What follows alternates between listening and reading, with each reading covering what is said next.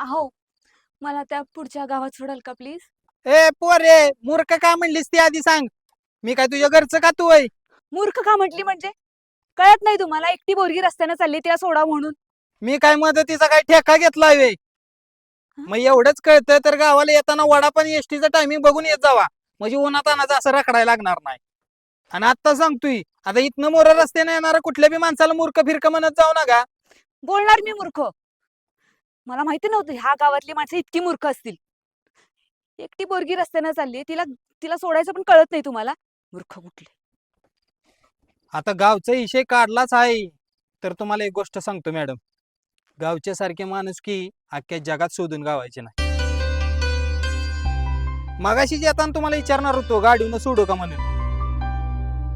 पण एकट्या पोरीवर साधं बोलायचं सुद्धा धाडच नसतंय आमच्या गावच्या पोरांच्यात. तुम्ही हात केला तवाच थांबणार होतो मी मदत करायची म्हणून. आणि मदत करायची म्हणून मी मस्त तुम्हाला मदत केली असती हो. पण गावातनं जाताना आपल्याकडे बघून गावच्या लोकांनी वेगळाच विचार केला असता. याचं भ्या वाटतं. जाऊ द्या.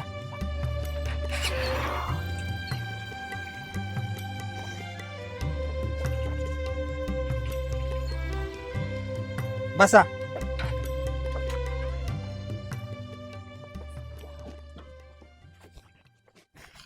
बसला का? हो बस. आणि मॅडम, आम्ही गावची पोरं फायदा घेणारे नसतो तर पक्का वायदा देणारे असतो.